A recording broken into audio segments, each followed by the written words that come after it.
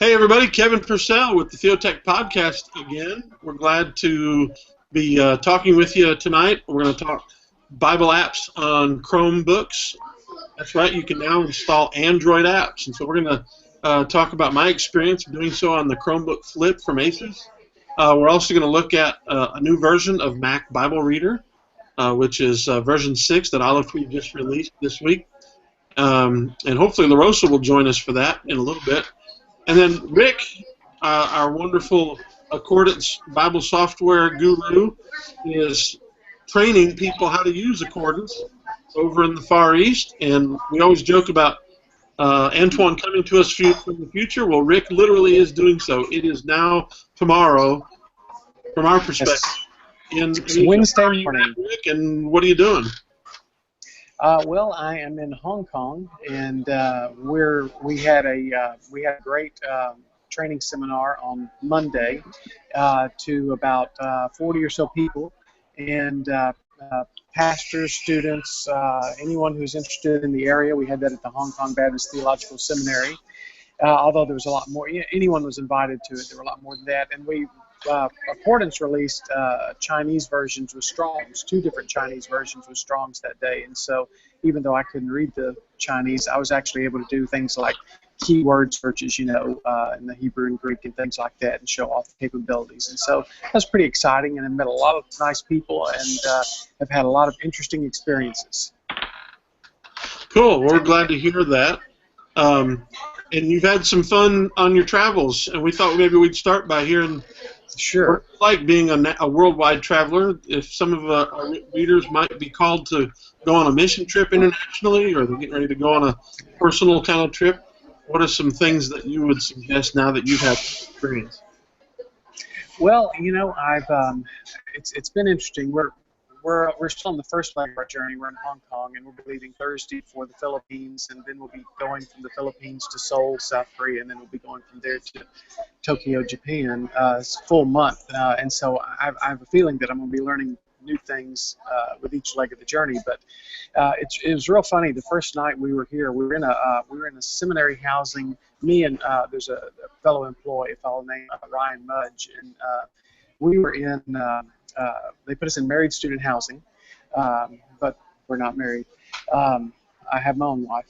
But anyway, they put us in there, and of course the electrical outlets are different. But I knew that ahead of time, so I went back into the United States. I went to Best Buy. I bought this real fancy converter that would work in every different country. It was a universal converter.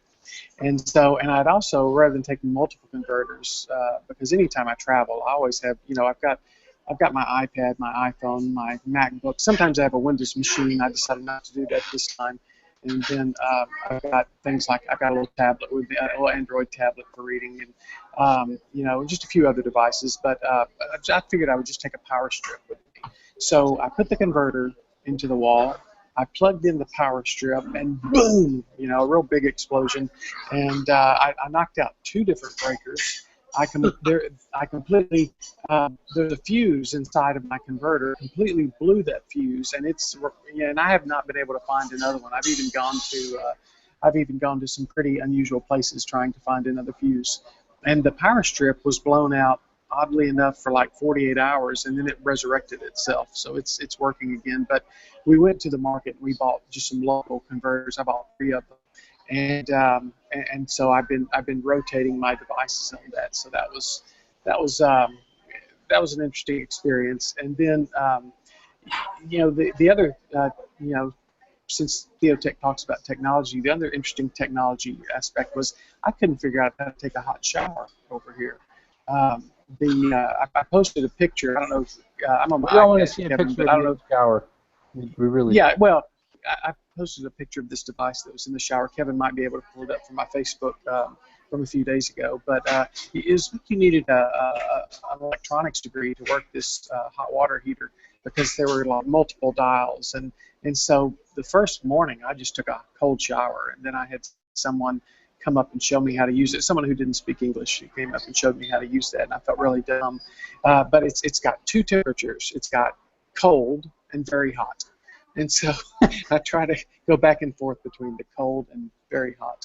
That's been an interesting change of pace, and you know, even like the things we take for granted. You know, back in the United States, I complain about my internet access all the time.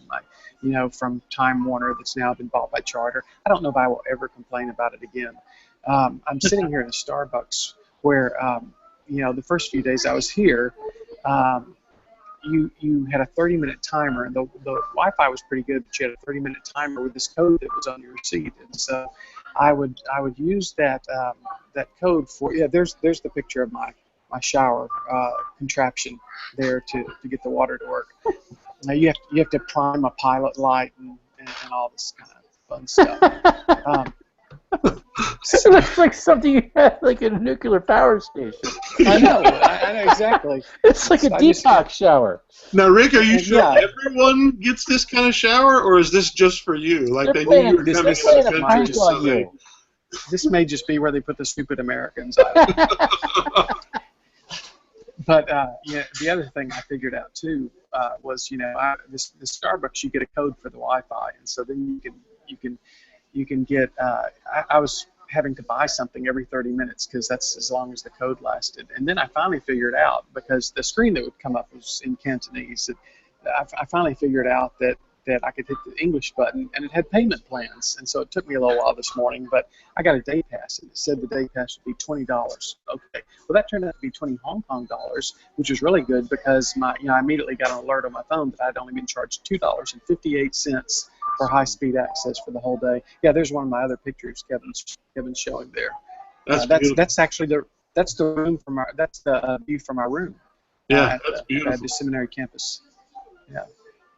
Hey, Rick, when you go to Japan, you'll probably start complaining about American internet access again. Yeah, I'm sure. I'm sure. Yeah. But you know, the people here are very friendly, and you know, what I've always said is that people are people. Mm-hmm. And you know, good and bad. Today, or you know, in the modern world or in the ancient world, people are people. And so we've made some good friends here, and we've had a really good response, and so generous. People have been so generous to us. So, you know, if I'm with someone from the area, it is impossible for me to buy a meal.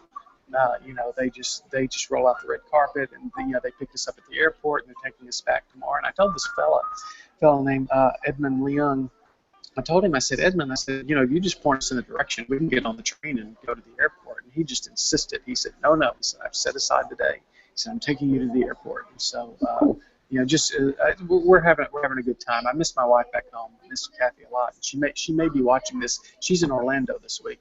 But anyway, I'm having a good time, and so it'll be a good experience. And I've been posting pictures. If anyone wants a link to my pictures that I post, pictures and videos, let me know. Just send me an email, and I'll add you to that. There are no secrets there. These pictures of the market? I thought these were absolutely. Yeah, there's pictures and video of that. Absolutely. I thought these were fascinating because, you know, I like to go to the fish market, but my fish market don't look like this fish market. Well, and it was like something out of a movie. You know, are those turtles? You see this, or crabs? Those are crabs. I can't see it. I don't.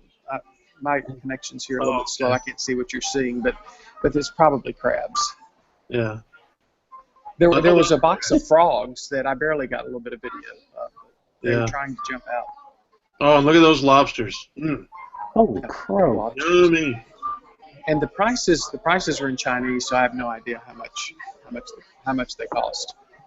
A lot of things. Most signs are in most signs. That woman looks so tired. Most signs are in English and Chinese, but down in this market, just down below, it's it's a huge underground market. And I don't mean underground like illegal. I just mean it's literally underground. Except for the exception of that picture, there are very few English prices. Most of it was in Chinese. Well, I just found this fascinating because I love to think about and see food and see seafood, and it was just very interesting to see all these things. I love the fresh. We go to the fresh market here. It ain't fresh like that. Yeah, I mean, this is literally where bouncing They're around. still flipping around on the gills are flipping and the fish are jumping around. Yeah, this is as fresh as you can get. And there was also a lot of fresh fruit and vegetables down there. You know, it took me.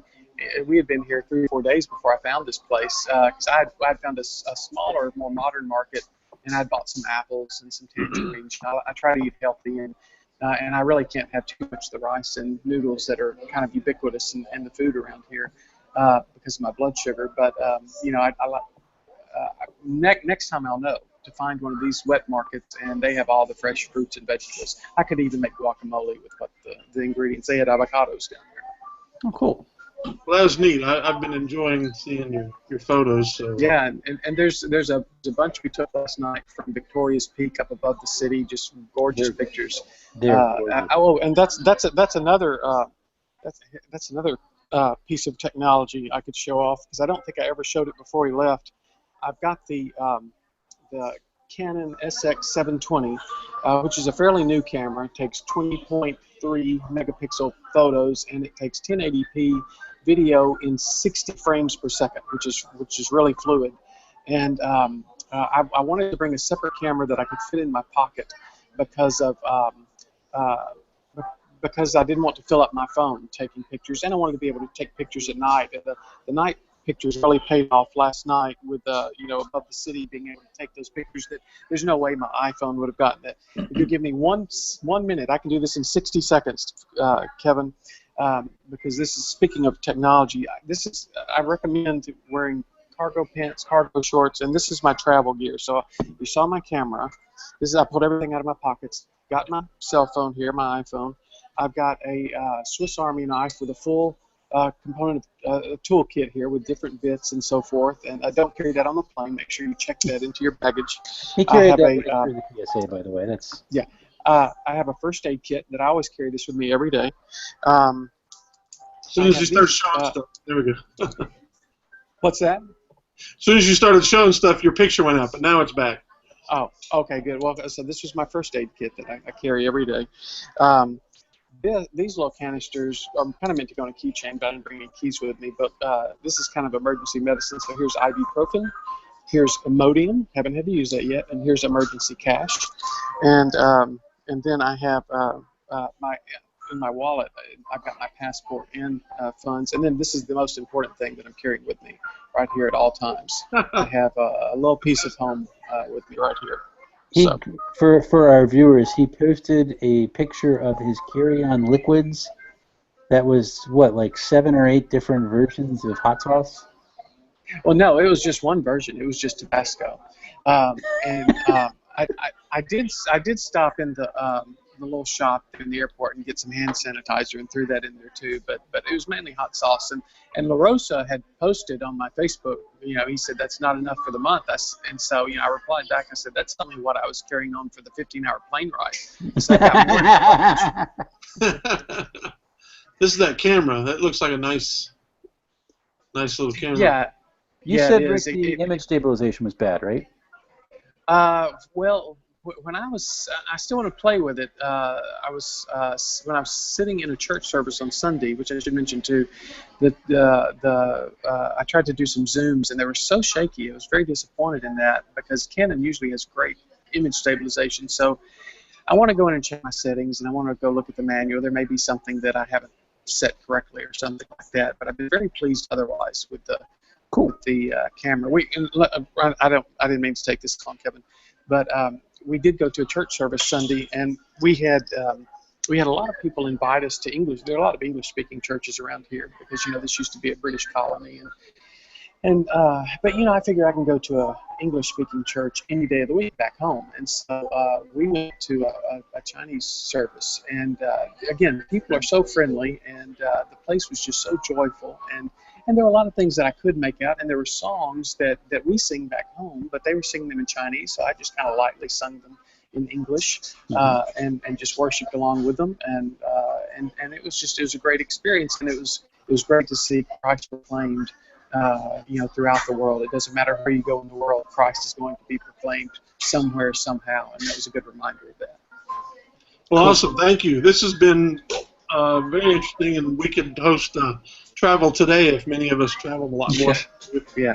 Antoine's there fishing, cleaning his fish tank, and we probably should have had him share some of his travel tips. He went to Australia a little while ago, so I don't know.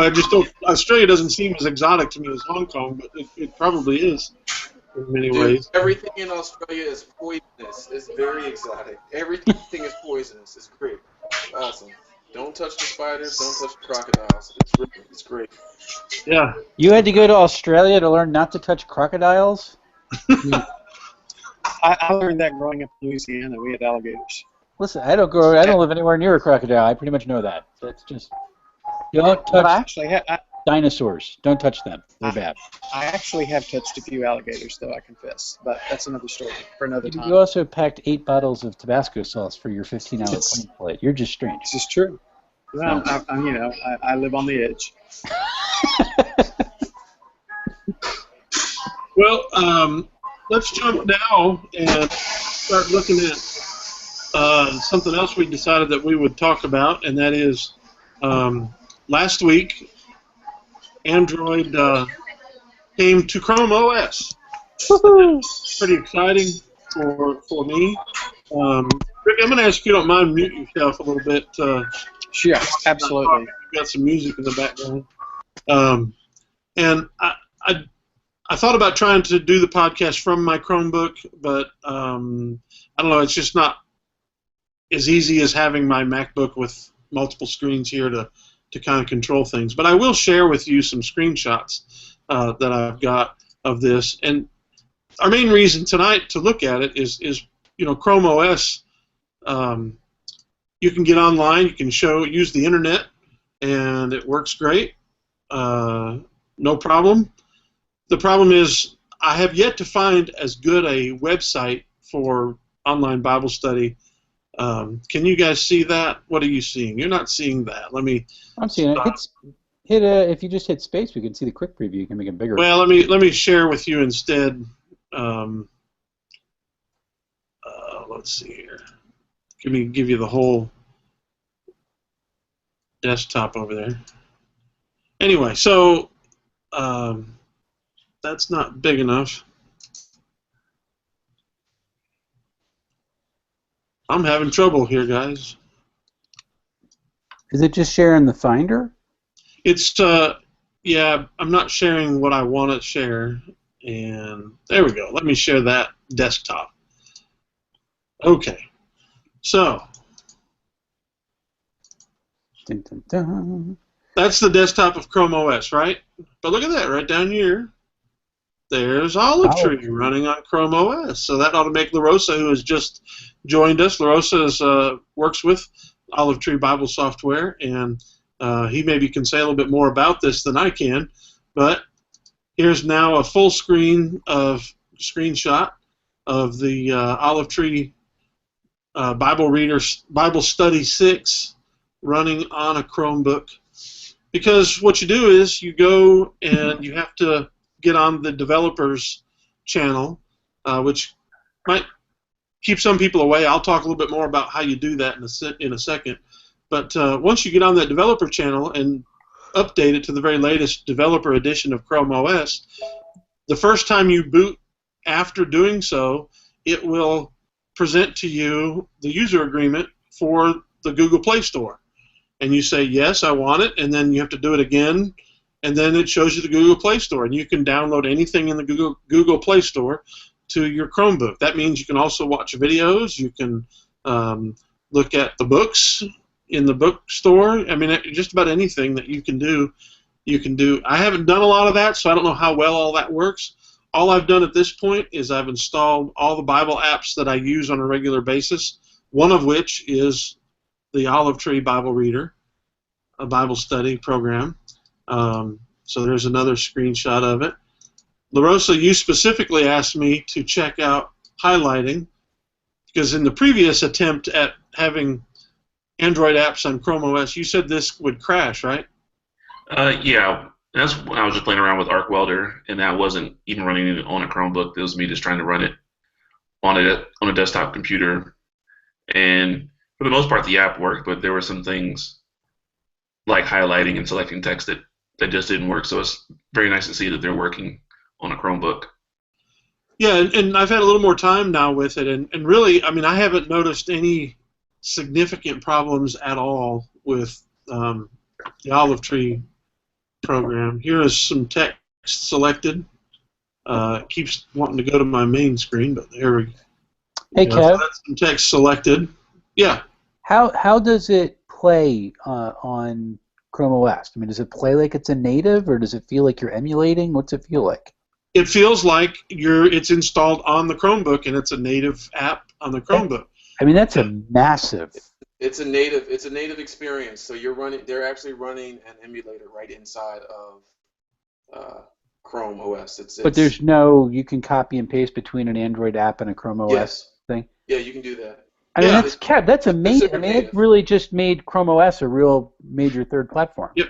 Yeah. And it's a major third platform. Y'all late. Chrome OS, here's my view. I was a huge fan of Chrome OS, and then it sort of waned. My love of it waned because I always felt like I'm trying to settle. I had to settle to get done what I wanted to get done. And the three main things I do on a Chromebook or on any computer, I study the Bible and I write stuff. Mm-hmm. And the second thing I do is I play with photos. And then the third thing I do is, on occasion, I edit some video. And so this is now going to allow me to do all of that natively. Again, I would much rather edit videos and photos on my MacBook or on my Surface with, Adobe products, which, by the way, they just updated. Some pretty neat updates. If you're a creative cloud user, go get those updates. There's some pretty cool stuff. We won't have time to talk about that, but I don't think. But anyway, but now I can get a decent video editing app in Android. I can get some really nice photo editing apps. I enjoy photo editing on a Chromebook with Lightroom and with Snapseed and a few others. On a touch screen. I love photo editing on a touch screen. It's a great experience. And here's the other app that I use most often, and that is on Android, and that is Olive Tree. And you see it's functioning fairly well. Now, I will say there's one problem. When it first opens up, Logos Bible Software. This is Logos Bible, and when it first opens up, you only get a single pane open. And can you see the little half circle down there in the bottom? Yeah, it's kind of blurry. Okay, it's covered up by ChromeOS calls it a shelf. Taskbar or the dock in Mac, depending on which platform you are. They call it the shelf. And you can hide your shelf. This is a screenshot, so I can't do it. But if you could right-click, all you do is right-click on it and do auto-hide. And this will then go away so that you can access that. Because otherwise, you're not going to see this. Right. And so when you first open it up, it's over here in this corner, the bottom right corner. And I couldn't figure out how can I get two screens open at once. I couldn't see it. I couldn't figure it out. And I was like, I can't see that part. It's covered up. So that's one issue with Chrome OS and this Android app. Another one, I didn't try this in Olive Tree. I don't know how well the share feature. I'll try it here in just a second. But I opened up this visual copy of Joshua 24:15, which I preached last Sunday, and notice that you come up with the share via. I'm reverbing on someone's system all of a sudden. Somebody hear that? Yep. I don't know where that's coming from. Huh. That might have been my Chromebook. Anyway, when you hit the share button, which is this little thing over here in the top left or top right, it brings up this box on top of it. When you tap on that, it's supposed to come up with a list of apps that you can share stuff on your device. Right. Guess what? This button doesn't work. So you get nothing. You cannot share content out to other apps. And I'm guessing that's because that's an API call in Android that's just not on Chrome OS right now. So some of that, Kevin. What's that? Kevin, Some of that is actually, yeah, you're correct. Some of that is an API call, and actually some of that has to do with Google Mobile Services. Some applications haven't used the correct API, or they've used a different API hook. There have been several ways to program for Android, and so part of why Google's opening up Android apps on Chrome OS is to get those items fixed. It's going to allow for Android updates to happen faster because they're going to have to basically get things in line to work on Chrome OS. Okay. Yeah, and so it sounds to me from what you're saying, this will have to be a fix on the developer end.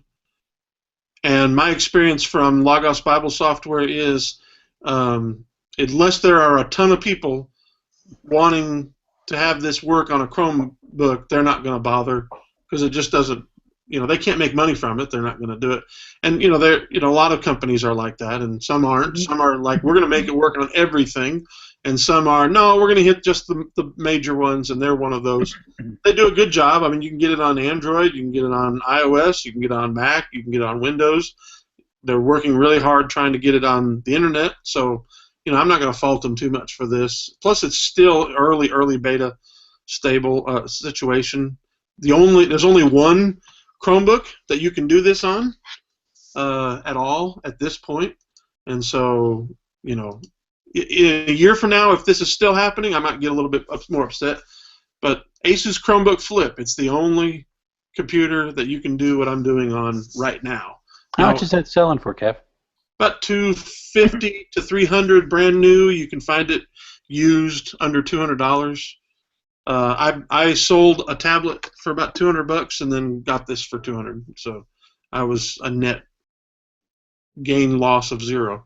And then this thing is nice because it's a 2-in-1. It does tablet. Oh, so it is a tablet, so you can. Yeah, tablet and laptop. It's got a touch screen on it, so I really like this little thing. I plan to. Have you turned on the touch enable features, Kevin? For have you turned on the touch UI for Chrome OS? Makes buttons bigger. I haven't. No, actually, I didn't even think about that. I totally forgot about it because I haven't had a touch Chromebook. So that's a setting in Chrome OS, isn't it? Yeah, I'll figure out how to do that. It's you got to dive into the about.config, but yeah, it's down there. Right. Yeah, cool. It's kind of a hack, but it's something you can do. Now, how do you get this? Just real quick. Let me pull up the screenshot just so I can point out what you're looking for here. Again, this is not interactive, so I can't actually do it. But right down here, you see my little picture of me with a hat on. If you click on that, you're going to get a settings menu to pop up, and one of the entries on it will say settings, and then at the very top of the screen, there's a thing that says about Chrome OS, and you click on that, and then there's a place that says more info or something, and you click on that, and then a little window pops up and gives you 3 options: stable, beta, and developer. And you must check developer. You have to pick developer for this to work. And then when you pick the developer build, then what you can do is then it will ask you to reboot the system. You'll reboot it. It'll start updating, and then it'll reboot itself. And after it reboots itself, it'll bring up that window that says, "Do you agree to the Google Play Store agreement?" And you'll have to say you agree. And then after you agree, it's going to open up the Play Store, and there's going to be another agreement that you're going to click, and then you're good to go, and you can start doing that. This will work on many more systems by the end of this year. In fact, there's almost every Chromebook that has been sold in the last year to 2 years it will work with, and probably a few that are older than that, 3 or 4 years old, it'll work. I'm most excited right now about the new HP Chromebook 13. I really want to see that. It's brand new. It's very few people have seen it, other than a few of the big name tech sites and HP folks. I'd really like to take a look at that because it's sort of like the Chromebook Pixel, which is their $900 to $1,200 to $1,800 high-end MacBook style Chromebook. Only it's more along the lines of $600 to $800. That might have me saying, I might get one of those one day. Yeah. 2 questions. One, how much storage is on that Flip by default? By default, well, it comes with either 16 or 32, and I've got the 4 gigabytes of RAM and 32 gigabytes of storage. Okay. SD card. Can you expand it with an SD card? You can. It has a micro SD. Perfect. Slot. So here's my next question. Have you tried installing like the Dropbox client on it yet? No, I have not. Because that's something that Chrome was killing me forever. Because you couldn't. Dropbox, you had to do it through like the web interface, unless you were really like a hacker with it. No, you didn't need for a long time you did. You don't, but the Android client, I like that, and it's not a compromised client. Here's why you don't need that anymore. There's a hook into the file extension.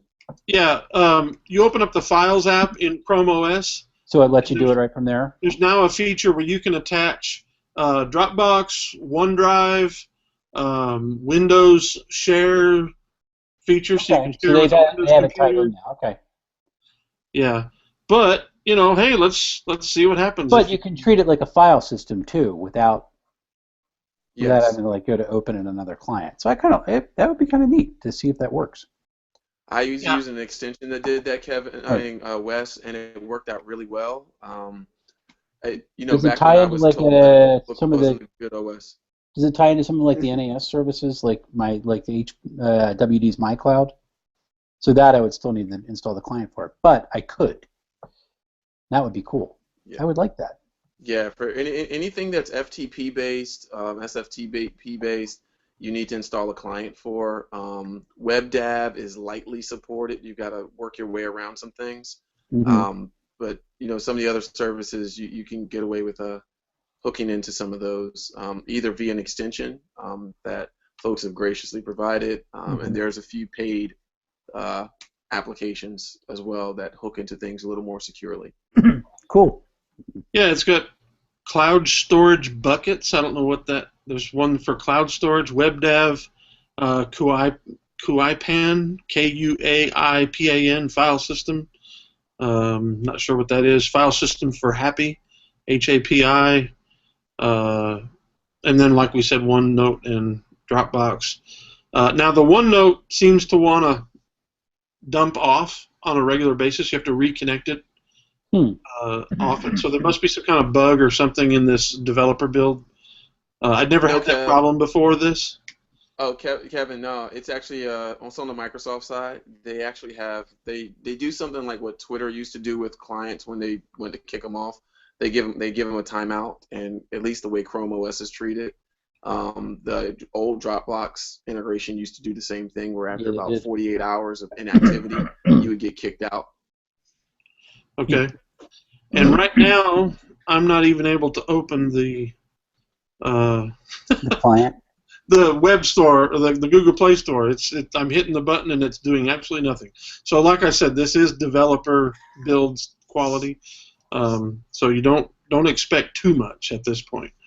Although that's really the first time I've had a significant issue or problem. So I can't be too upset with something that's not even a beta yet. It would be kind of interesting if they actually implemented this in the Chrome browser. That would be interesting. I don't know if that's possible. Sort of feel like they could do it, but you can do a few things in the Chrome browser, but it's the browser is sandboxed. To not allow for even certain types of secure file transfer operations. Right. There's also some limitations on WebSockets and memory allocation per instance, per tab instance. So while ChromeOS doesn't have those limitations because it's a platform it's talking directly to, but the browser itself, for Google to stay in everybody's good graces, is not doing the same thing. Gotcha. Well, I think that's cool. I'm pleased, and I'm looking forward to seeing more. So we'll see how we get there. But LaRosa, you want to talk to us about the new version of Mac Bible study program? Sure. Woohoo! So, just kind of give a little bit of background. About 4 years ago, Olive Tree started working on a new platform because when Olive Tree first started, it was built using Palm database files for everything. And that limited us in being able to do some text stuff, like any tables within the text had to be images and all that kind of stuff. So 4 years ago, Drew and Steven and the team decided to move to an EPUB standard, which was allow us to do a whole lot more. So 2 years ago, we released the iOS update, and then a year ago, we released Android and Windows. And so now we finally got around to releasing Mac. And so now all of our platforms are running this new EPUB standard that we're working on. And so we really didn't do a whole lot to the Mac other than just kind of, much like we did for Windows, give it a basic UI refresh, and then really everything new was under the hood. But so let me go ahead and share my screen. While you're doing that, it does look a little different. It's kind of a slightly more modern user interface. Yeah, we gave it a little bit more modern look. LaRosa, is your EPUB, is it an enhanced EPUB? Is it a proprietary EPUB? Or is it, I'm not trying to steal secrets or anything. I'm just the kind of thing I'm always curious about. Basically, under the hood, everything is just an EPUB, but there's some proprietary tagging that we do so that things work with resource guide, so that when you tap on a scripture, it's actually a link and all that kind of stuff. Right. But, I mean, for the most part, it's just an EPUB, and then we just do some stuff to it when we actually build it. So you should be seeing my screen now. We are. Okay. So basically, this is what the new interface looks like. Like Kevin said, it mainly got a facelift. But the main thing is that it now allows you to see all these new EPUB things, which allows us to do things like the Greek English interlinear that I have up right now. Because before we couldn't even do a layout this complicated. And one thing I really like about the Mac that really isn't on any of the other platforms is this little quick details down at the bottom left corner. So as you're scrolling along, you get all kinds of different information. So instead of having to click on everything that's a Strong's pop-up or parsing information, you just get it right there. Or if you go to a Bible, you get all your footnotes. Then you can do more things within the app. Pop-ups work. Reading plans. Tags, save passages, book ribbons. Pretty much everything that you can do on the mobile app, you can do on the desktop. And one thing we're actually playing around with, not playing around with, when we talked about Sierra last week, is the ability to do tabs. So, like you can do, like in Safari, now you'll be able to do it in other apps. And from what our iOS developer was telling us, from being at WWDC, there really shouldn't be anything that we need to do to our app to enable that functionality when Sierra comes out. So theoretically, you should be able to do multiple workspaces in tabs within the Bible study app. Because you're just starting up different instances of the program. Is that what's going on? I believe so. Okay. So you'll be able to have like two different studies open at the same time, which could really be useful.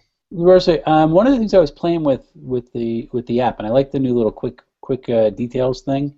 Mm-hmm. Is there a way to freeze that? There is a way to freeze that. I believe it's with the option key. With option, okay. Yeah, it's either option or command, or control, one of those two. I don't remember offhand.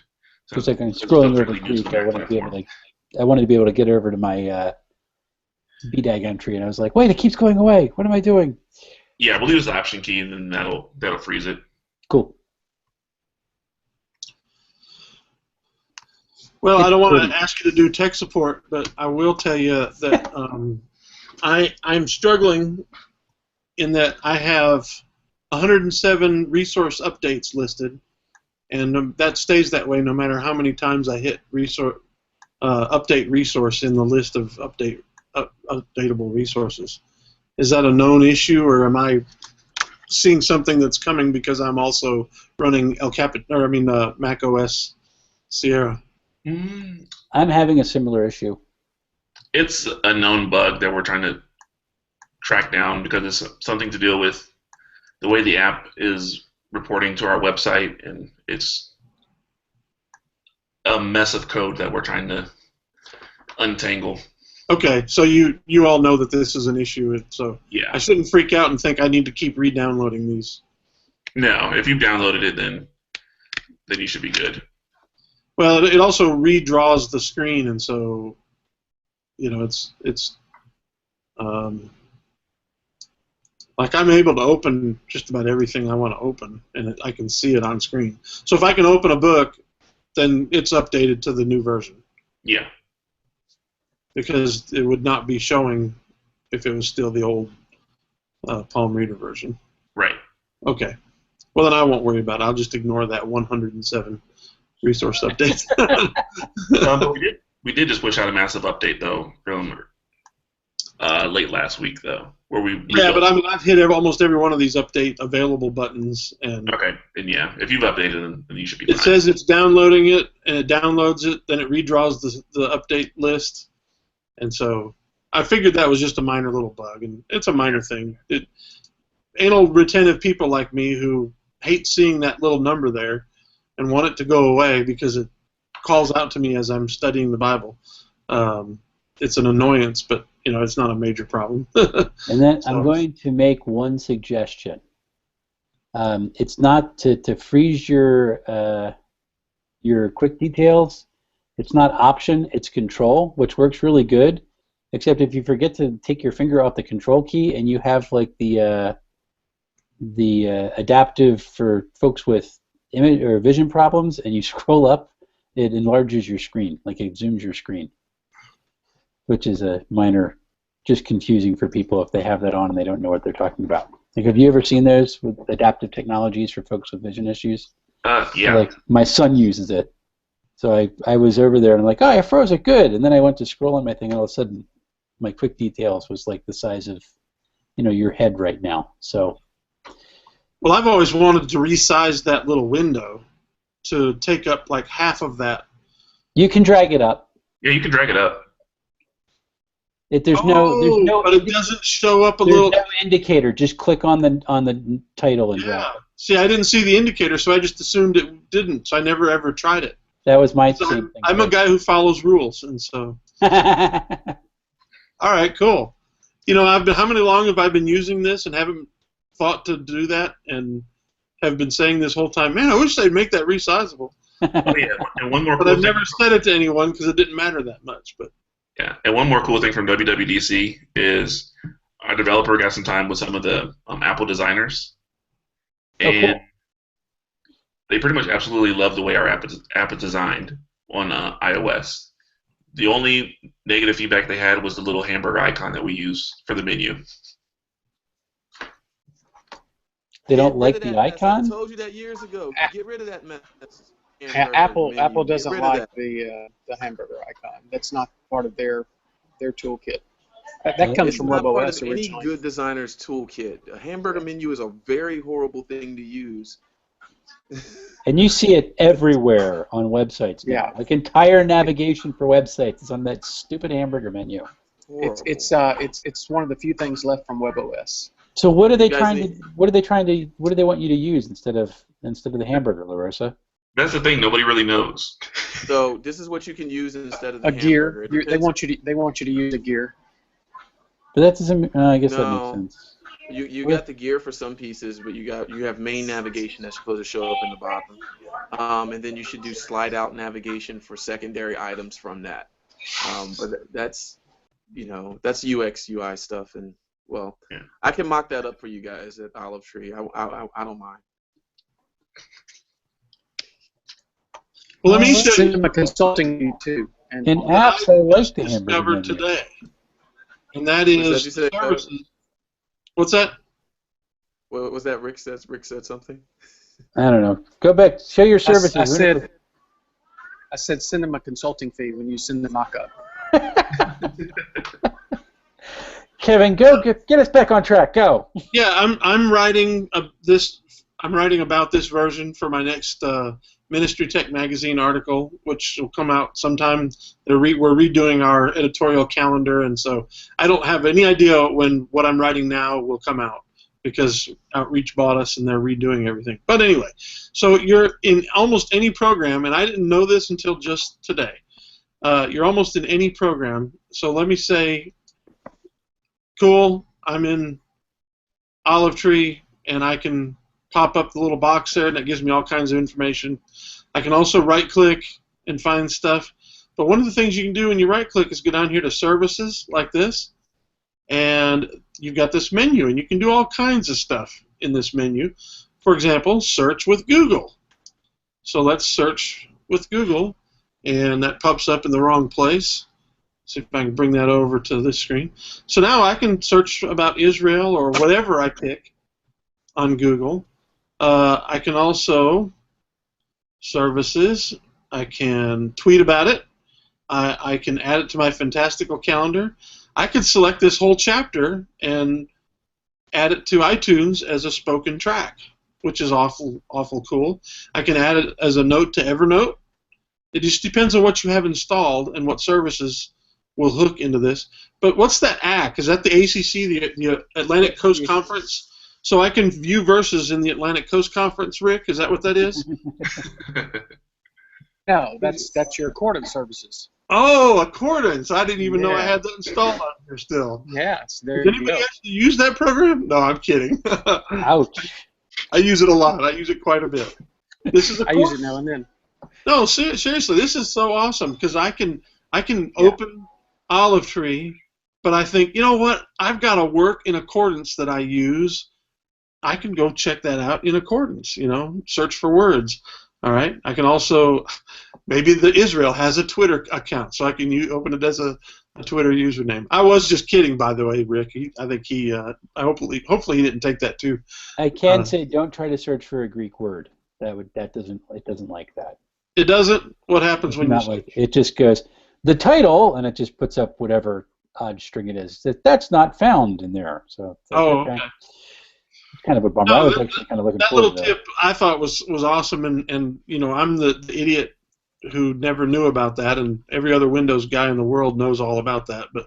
Every other Mac guy in the world probably knows all about that. But hey, not this guy. Well, this has been cool. I wonder, does anybody have a favorite thing they want to share as we come to the end of our night? Is there anything else you wanted to show off in Olive Tree, LaRosa, before we end here? No, but I've actually got a few favorite things just because I've switched over to Mac and just all these different things I've been accumulating in the last few weeks. Okay, go for it. We'll let you go first. The one thing that I have is because I have a lot of music. Everyone knows that I'm a music junkie. And getting the MacBook Pro, I got the 256 gig version of hard drive space, which is fine. That's useful for most of my data needs. But I've got over 160 gigs worth of music, and I wanted to just keep it all with me. And I don't really use the SD card slot. So what I did is I bought this little thing from Transcend. It's a little jet drive. It's a little micro SD, or not micro SD, little SD card modified so that it fits into the SD card slot, but it sits flush. So with that, I basically have doubled my storage on my MacBook Pro. So now I've got plenty of space to keep my music with me wherever I go without needing an external hard drive. Got plenty of space for movies and photos and all that kind of fun stuff. That used to be called a Nifty drive, and that was a Kickstarter project, one of the very first Kickstarter I ever backed, and it was to install it in my MacBook Air, and mine died, and I sent it back to the company, and I said, but you know what? Guess what? I don't have anymore is my MacBook Air. From the time I sent it back, I sold the MacBook Air, and so they sent me one for this MacBook Pro, and so that's nice of them.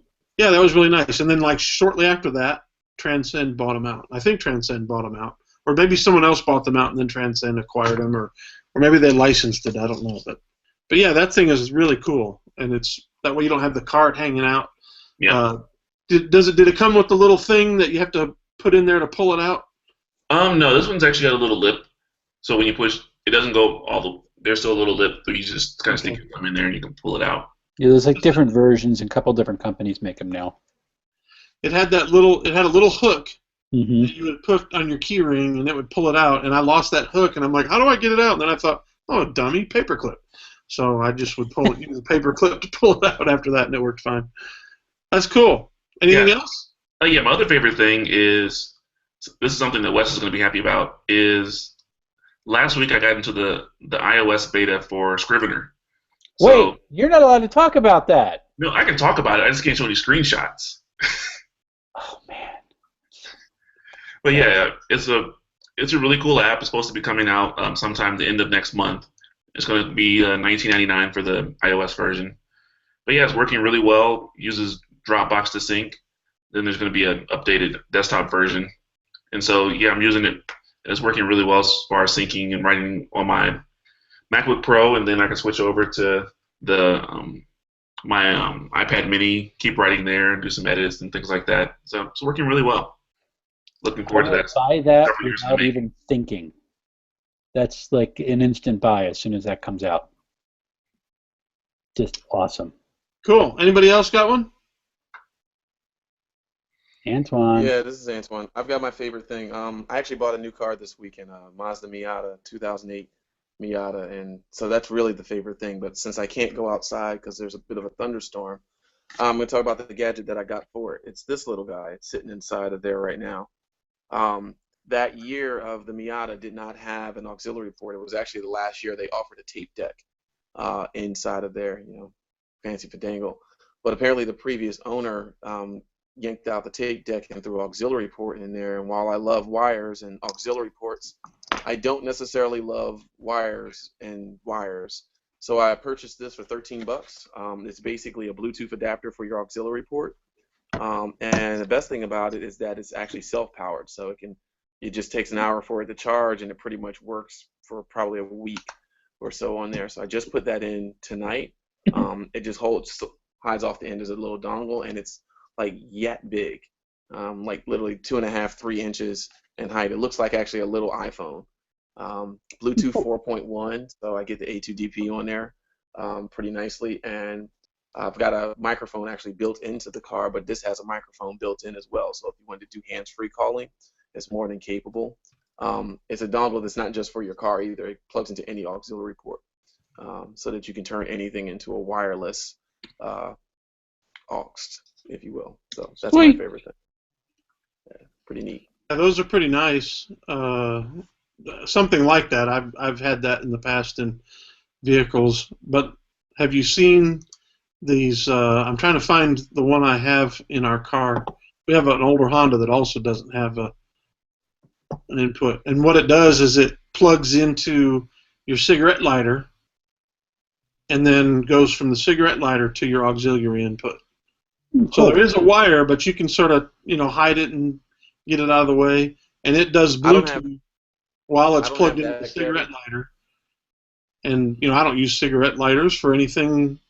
I don't smoke my marijuana in the car. I mean, I don't smoke at all, so no, I don't smoke just cigars. I don't have that, just my cigar. But I do have a dual USB port coming out of my cigarette lighter. That's been pretty much my MO. So I've got a pretty small little boy that does two USB ports, and is actually enough to charge both of my iPads at the same time. It gives enough voltage to charge both of them at the same time. Yeah, that's cool too. Battery, which is pretty cool.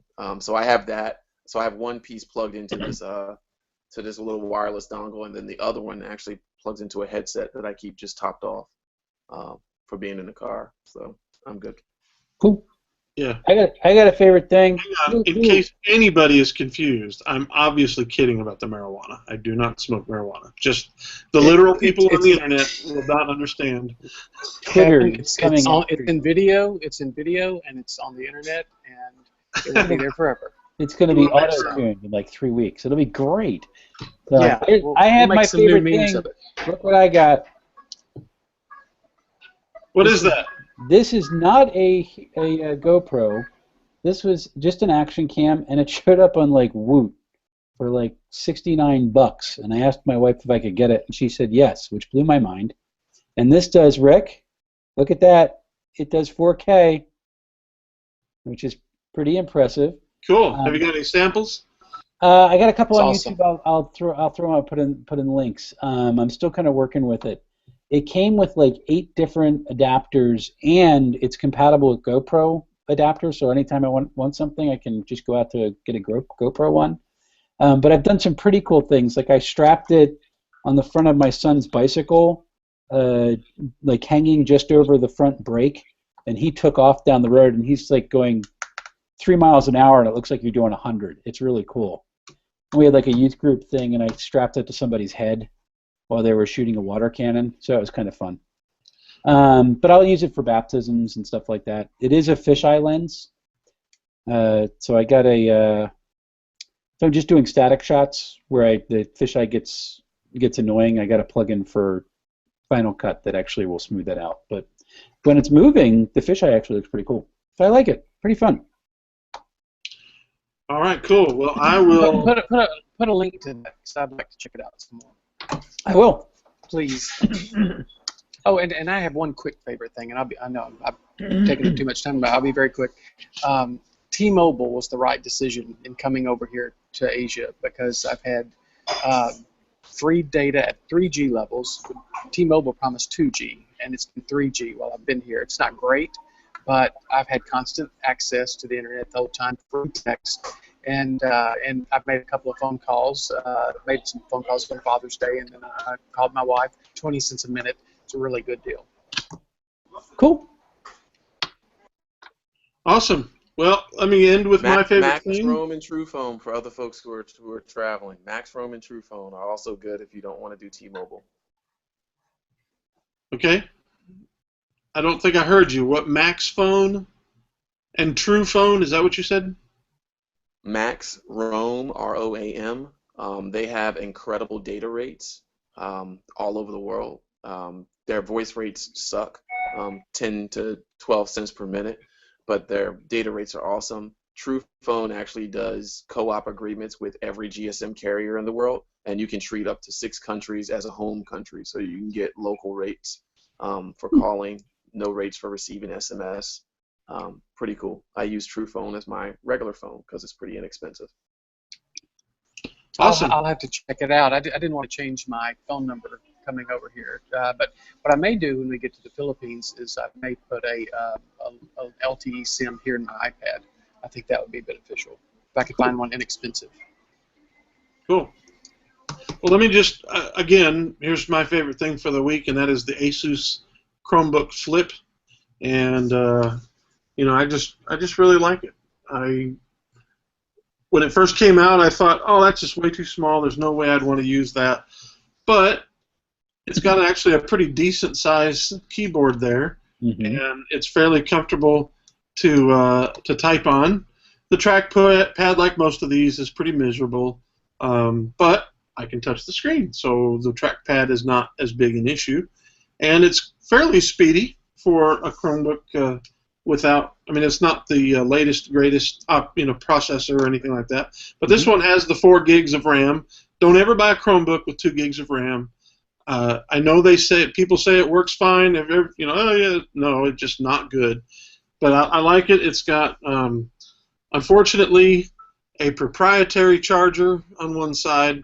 But most laptops do. Almost all laptops have a proprietary charger. I just wish that they would have come up with something this size. I wish they had put either a Type-C. Was Type-C out when they? Yeah, it was out.